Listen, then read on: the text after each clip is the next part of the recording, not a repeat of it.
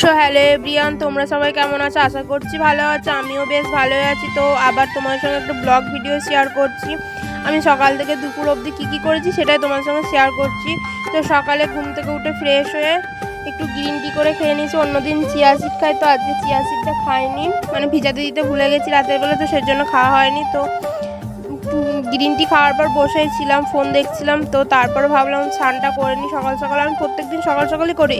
এই দুদিন শরীরটা একটু খারাপ, তো সেই জন্য ভালো লাগছিলো না। তাও ভাবলাম স্নানটা করে নিলে যদি শরীরটা একটু ভালো লাগে।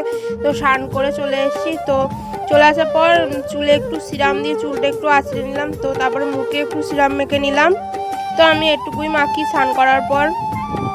তো আজকে আমাদের এখানে খাওয়া দাওয়ার নিমন্ত্রণ আছে, বিজেপির তরফ থেকে মাছ ভাত খাওয়াবে। তো সেই জন্য তো কারা যেন বলেছিল যে বিজেপি সরকার আসলে মাছ খেতে দেবে না, মাংস খেতে দেবে না, ডিম খেতে দেবে না। তো আজকে আমাদের এখানে তো মাছ ভাত খাওয়াচ্ছে। তো দেখো সবাই মিলে রেডি হয়ে বেরিয়ে পড়েছি। পাশে কয়েকটা বাড়ি পরেই তো আমরা এখন যাচ্ছি। আর এখানে ছিল রামলালার মূর্তি, তারপর ভারত মাতা এসব ছিল। তো দেখো আমরা চলে এসেছি, এসে বসে পড়েছি, জায়গা পেয়ে গেছি।